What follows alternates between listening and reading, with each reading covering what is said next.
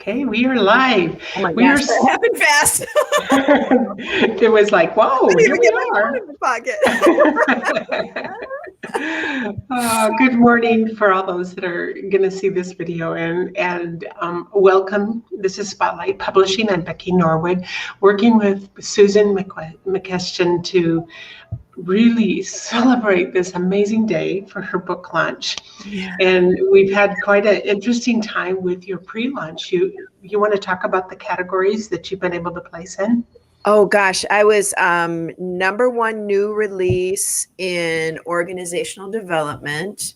I think coaching and mentoring at one point, race relations, and then the really interesting one that keeps coming up over and over again on the new releases is constitutional law and discrimination. It's pretty amazing. Yeah, that's one that's been very, very consistent. Oh, sociology. Yeah, sociology and race relations as well was a #1 new release. But I want to get the bestseller. Well, you were very, very close on the Kindle version, and today we're working on the actual paperback version of the book, and it's very exciting. So we want to celebrate. Susan's book is called The D Word, 12 Steps to Diversity Recovery, and it's one of the other publishers that I'm in a mastermind with said, oh my goodness, this is a hot topic today, for now.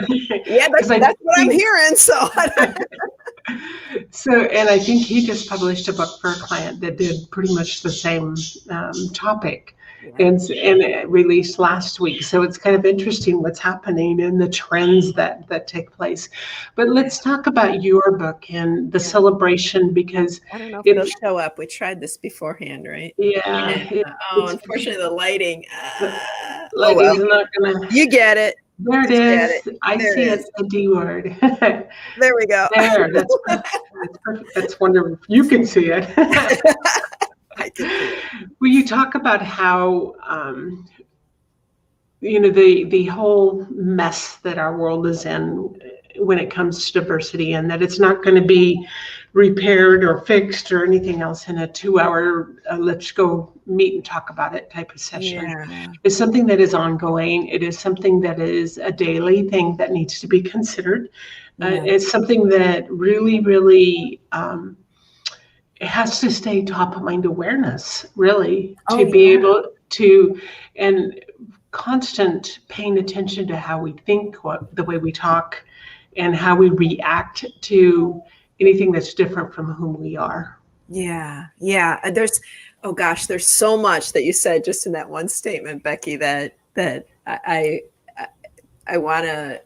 could speak to. And I think first really is that mindfulness and that self-awareness. That's what step 6 is about in the 12 steps. And, we can't change anything if we're not first aware of it. And so we have to be aware. And how do we become aware? Well, that's step 10. It's that emotional intelligence, using our emotions as our guidance system to help us understand when we're in alignment with our beliefs and values and expectations. And so a lot of this really is mindfulness. The other thing that you said was, something about, changing the way we're talking. I've been doing this work for over 20 years, and I've probably heard everything about this, every piece, every bit of resistance that's out there. And one of those is the whole thing around political correctness. And that really gets to, we use a lot of terms in this field, and we use them as insults. And somehow political correctness, just like privilege, has turned into these terms. Bias is another one that people get very upset over. And somehow it's wrong to be politically correct. But what I tell people about political correctness, it just means respect. If you consider yourself a respectful person, then you'll choose your words carefully. I mean, think about, I didn't curse in front of my mom until I was in college, right? And I cursed long before I was in college. And I can still remember the first time on the phone that my mother actually said SHIT on the phone to me. And I was like, oh, my mother curses. But And so then after that, I felt more free. But that's choosing my words carefully because I respect my mom, right? I agree. So that's what political correctness is really about. If you consider yourself, what I tell people is this: if you consider yourself a respectful person, if you value respect and you say, I'm a respectful person and I want to respect people, then you'll choose your words carefully. If you don't want to choose your words carefully, then maybe reconsider whether you're actually a respectful person or not.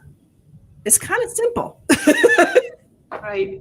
And we really have, as we talked about on our TV show the other day, COVID brought out a lot of the real core issues. And I think that it's been an interesting time because we are all faced with really understanding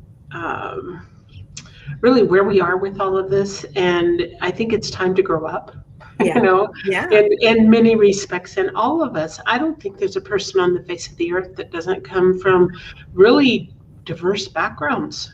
We all come, and in learning, when you discover what your real roots are, sometimes it's quite surprising because we may have had a bias towards a certain race or culture of people, and come to discover we're one of them too. So, but we all are human beings, and all lives do matter.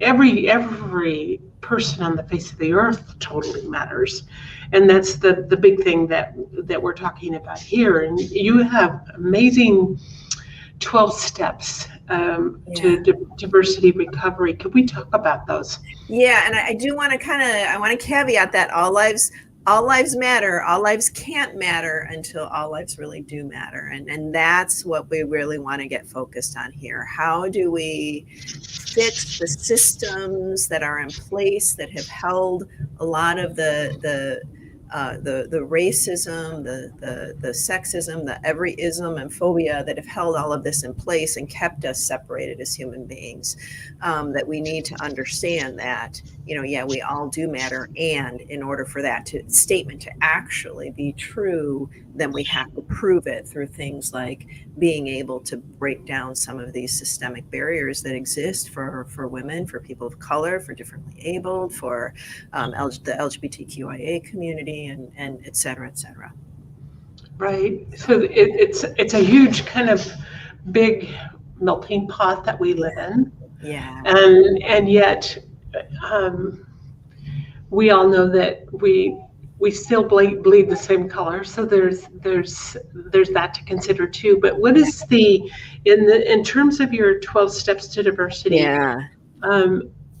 What are those steps, and how do we kind of begin stepping above that and maybe applying the principles of your 12 steps? Yeah, because it really is about bringing that humanitarian and recognizing we are all human. And that's how we start lifting everybody up. We recognize that common humanity, and we are all human, and we do all deserve to be respected. And we do all deserve to be loved.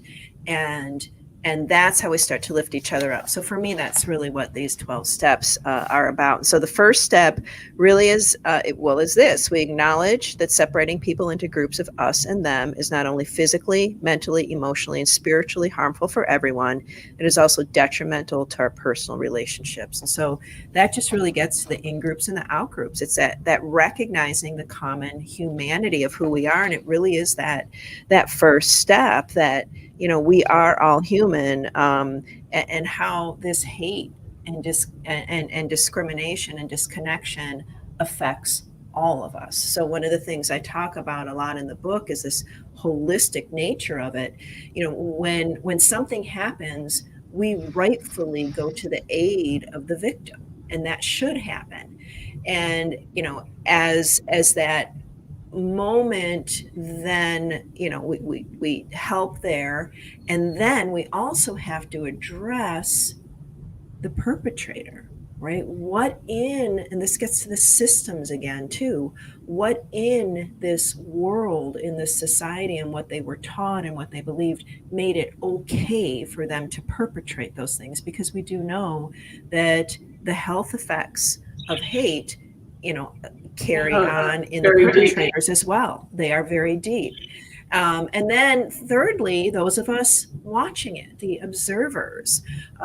We talked the other day, and I talk in the book about mirror neurons, or special class of neurons in the brain that trigger when we watch something happening to somebody. They trigger as if it's happening to us. So if any of you're watching somebody walk and they stub their toe and you go like that, that's right. That's the mirror neuron, because you remember what it's like when you stubbed your toe. And so, we all do experience these effects of hate and disconnection. And so we really do need to look at this more holistically. And I don't think we have been doing that before. And that's really what this first step is about. The let's stop separating the us and the them and recognize how hate and discrimination and disconnection hurts all of us. Yeah, it kind of festers, and it has this a ripple effect that the hatred that seeps out in the comments that people make, and all of that. It really has such an incredible effect on humanity, and it does have a ripple effect. It's that same thought about vibrational frequencies in our world, and as we change and our world gets lighter and happier on our own personal level, that has a ripple effect out to others around us, because then when we smile more and we go to the grocery store and we smile at somebody, well, that, I've seen people where I've smiled and they're like surprised that, somebody smiled at them or held the door for them or something, so there's so many factors with all of this, and it's really that human connection that we all have. It is. And realizing that, we're in this together. This is our world, all of our world, and the hate and the ugliness just doesn't fit. Yeah, that's true, and that's a great segue, because step 2 really is all about connection. That once we recognize, stop this us and them, and recognize how that hate and the disconnection affects all of us, to come together and recognize that we are all connected. And my work really is about connection in 2 ways. One, the connection between the brain and the heart, and that's that energy field you were talking about. As we're starting to come back together into our spaces and being actually near people again and near each other, we affect each other's spaces in terms of our energy. We're all just energy bundles. If everybody kind of puts your hands out like this, you can draw a little circle around you, and that's as far as your energy reaches. So anybody comes within that and their energies are reaching, you're intersecting. And we do affect each other, and we are all connected in many ways. And so that's really what step 2 is about, is recognizing that. And also, right, we are all connected, we are all human, and we are all different. And so, Becky, early on, you kind of mentioned about race, and, we talked about some of the other dimensions. I and many of my colleagues, as we talk about this, sometimes there's an iceberg analogy, or sometimes there's kind of a wheel analogy. But there's kind of that diversity that we're born with, the stuff that is not going to change, right? So our age and our the color of our skin and that kind of stuff. Then there's another layer around that diversity, the stuff that influences our perspective, but also does change a little bit more easily. Like, I can decide to pick up and move to the side of the country that you're on tomorrow. And that's a different way of seeing the world. That culture is a different way of seeing the world. And so that changes what we study in school, right? That affects our perspective. And I can decide to pick up and study something else tomorrow. The language that we speak. I spoke to an executive this week who spoke 5 languages. And actually, language is one of the ones I talk about in this book too. But when we speak a different language, we actually see the world differently because of the way that language is formed. The example I talk about in the book is the Russian language, 5 different words for blue. So, what am I going to do? Like argue with somebody about the color of the sky because they have a more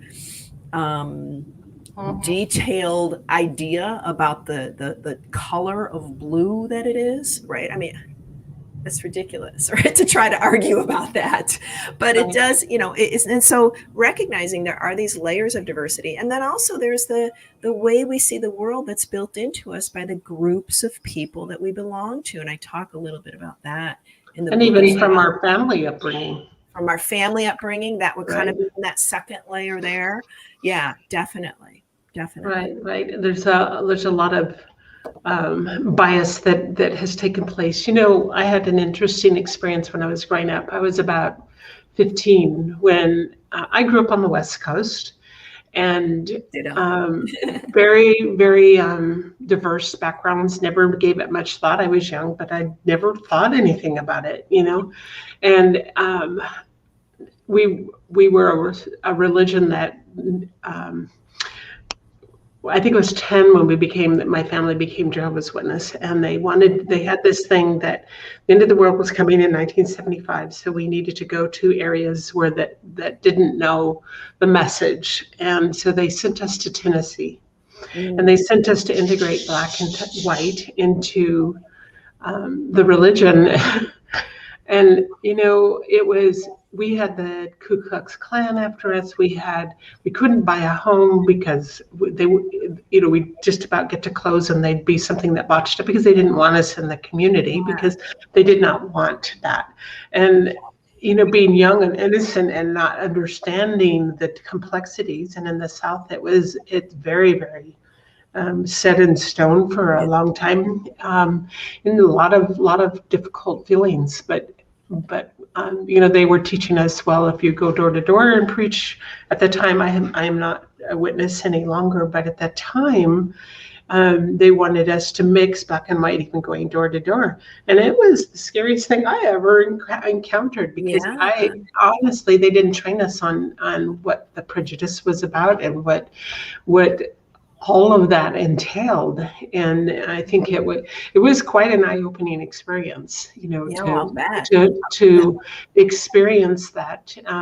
Had some of the best friends we met a lot of amazing people and really formed some friendships, but we had some really scary times because it got to the place where even the sheriffs wouldn't let us, and the FBI wouldn't let.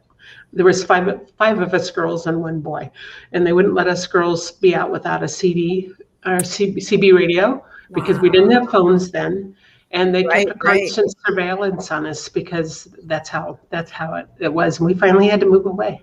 Wow, it was really quite an experience. Thank you for sharing. That's the first time I've heard that story. Thank you for sharing. Yeah, it was interesting. Yeah, and that's the kind of stuff.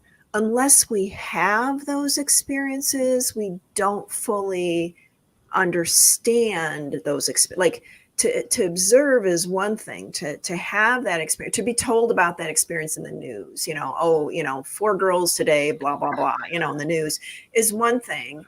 That's one kind of connection, but to actually go through that and have that experience, one of the things that makes my work different as well is this developmental approach. And that means that we grow through our learning and our experience. And so we all know, there's some people who have tons and tons of experiences, but I have a colleague who says, you can have a very American experience in Japan if you stay at the Hilton Hotel and eat steak dinners. Right. It's like, so it's how do you have these experiences? And then how do you, there's some people who love to go to foreign film festivals and read books. And we all know theory and reality are 2 different things. So how do you put these 2 things together in terms of the learning and the experience to make better sense of what it is that you're seeing and you're experiencing so that we can connect and understand each other better? And that's really one of the differences with my approach as well, as this developmental model. That's beautiful. For those that are listening or will be listening, Susan's book is on Amazon, and we do have the link down here, but you can also go in and just type in her name, Susan McCuistion, and be able to purchase either the Kindle or the paperback. I personally like to have those books in my outlet items. I've gotten a couple notes from friends. Actually, when I was up at, did I mention I got up at 3 this morning? When I was up at 3 this morning and sending some notes to friends in India, I got one right back, and she said, I ordered the book because I just like to have it in my hands, right? So I do too. I like to be able to mark things, and I like to be able to really, kind of pick it up and know exactly where I want to go, and that's in the spot in the book. And you can do that with a Kindle too, because you can mark things in a Kindle, but to me, it's not the same. Well, and I'm wondering, so now, of course, my mind goes to, and what a generational difference it is. I'd love to hear from, some of the Gen Xers, if, my niece or any of her friends are watching. I mean, how do you guys feel about this? Are you still, are you cool with like the e-readers? Well, and many like to hear it just audio. They won't even pick up a book. Yeah, we need to talk about that too. That's on my list to talk to you about. So anyway, I think in StreamYard, is there a way, if anybody has any questions, that they there is actually, no, I wasn't even paying attention. There's some comments here. Wait, I'm on the wrong side too. Who's over here? Yeah, I wasn't even looking there. Hey, Lori. Yeah. And then Rebecca. Hey, Rebecca. It's really simple. Concerning political correctness, reframed as select your words with respect for another, not rocket science. That's beautiful. As we change, our world gets lighter. That's beautiful. That's amazing. It's fun to see. I wasn't even paying attention to the comment. Amen. Awesome. That's beautiful. I forgot that I use StreamYard all the time, but I don't often get a lot of comments. I was over on the private chat tab, but I'm here now, so we can watch now. Lori, the supplemental materials. So at the end of all of the chapters are just, I try 3. Sometimes it's 1 because it's more extensive, but just a couple ideas that you can put into action for that step, right? To learn that step better. And so what I have done is there is a portal that you can go to, and it's in the book here. You can go to the portal, and in there are a few things. One, excuse me. One is a complete workbook of all of the exercises that are in here. So you don't have to be kind of like flipping through and this and that. You can download the workbook, and it's got journal pages and all the exercises all together. So that's in there. 2, there are a couple links to tools that I mention in the book, and tools that I like to use, and I will be adding to that over time. So there's some cool tools that you can use. One of those I mentioned in here, and this is, again, very popular with a lot of my colleagues, the implicit association test. So we can kind of test our own biases, where we're biased. So the link to that is in there. And then the other thing I've got right now in there is actually all the references, because a lot of this was online research, right? Nowadays, not like when I grew up. Online research, but all the links. So if there's a particular article that you see and go, oh gosh, I'd like to read about that article more, those links are right in there. So you can pop on out to those links. So that's what's in there now. Like I said, I'll be adding to that. Over time with different tools and maybe different exercises. I think what gets added out there is going to depend a lot on what I also hear in my Facebook group. So right now we're streaming live to my work Facebook page, but there is a group that goes with the book that I've been getting out on, leading up to this, reading the steps, having conversations. Jumped out there this morning to say hi to everybody. So we'll be having conversations out there, and really depending on what I'm hearing in this Facebook group is probably going to drive more of what kinds of other resources I add to the portal. You've also, you're working more kind of internationally too. And I know you're on a lot of different summits and podcasts and different things like that that really give you the exposure. And there's some brilliant people that are in this field. Yesterday I was doing something preparing for I was doing my Google business page, putting up screen pictures of your book and talking of, putting your bio and different things. And from Google Business, you can click the button to go post on Facebook. And when I put the words diversity in, it brought up different people that are working in diversity. It was pretty fascinating. Yeah. So I think, people share. If you know somebody that, those that are listening, if you know somebody that would really resonate with this book, be sure and share it with them. We would really appreciate it, because this is the kind of message that needs to get out. We're changing the world one person at a time in many different respects. And I think for the vast majority of us, we really want the change that because this has gone on for far too long, that it really is. My kudos are to you at all you've done to prepare, writing a book, putting it together, setting all the stuff in the background to make it. Can we also mention a little party for me in the 3 weeks I had to take off for the emergency appendectomy in the middle of all of this? You had so much going on during this time.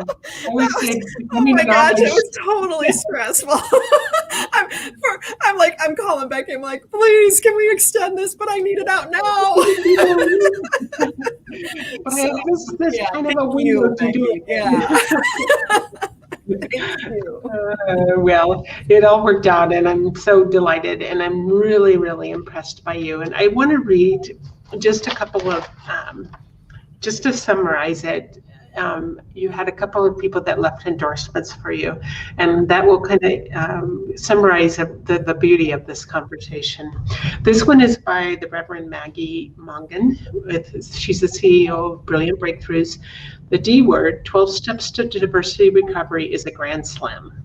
After decades in the industry, Susan eliminates the pitfalls of traditional diversity and inclusion and introduces a practical, compassionate, and resilient approach for all humans, one of true equity. This is a research-based straight talk, fresh perspectives, and tough love all rolled into one. Susan holds the torch high for us to examine our values and behaviors and provides practical guidance on how to change our behavior for more win-win outcomes, better listening, and greater understanding, while pardoning one another as we experiment with a new way to effectively connect. Perhaps more importantly, we are invited to shift our focus from anti to stand for, to achieve the ultimate unity we seek. I think that's absolutely beautiful. Yeah. And that gets back, I think, to what you were saying earlier too, Becky, like where do we focus, right? We have to this does not excuse the bad stuff. We have to understand the bad stuff. And how do we shift our focus? I actually did a Facebook Live yesterday because I had a colleague ask a question in LinkedIn about, how do we convince people? And I think the hardest thing to accept, and something else I address in here, who says it's your job to convince anybody else? Yeah, right? We have our own selves to take care of, don't we? Well, and sometimes we just have to get to we're all human. I mean, if you're butting heads, we're all human is a great place to land. Mm-hmm. You don't have to convince everybody. And, one of the steps, the 11th step is to let go. So letting go where you're meeting that resistance, and then shift your focus, spend your energy instead of fighting against hate, spend your energy standing for love, right? Focus on the solutions and what we want to get to, and understand, we need to know this history. We need to understand the systems and all of that. And how are we going to fix it? Not by pointing fingers and yelling at each other and calling each other names, but by getting focused on actual solutions, focus on equity, focus on justice, focus on love and that common humanity. Wow. What a No better way to kind of end the conversation. That was beautiful. And hats off to you and watching the stats today. I know you're a hot new release even in books. That's pretty amazing. And let's just, for those if you know somebody that this would totally resonate, please be sure and share. And thank you, Susan. Yeah, thanks so much, Becky. And thanks everybody for being here and for your support. Very cool. Thank you.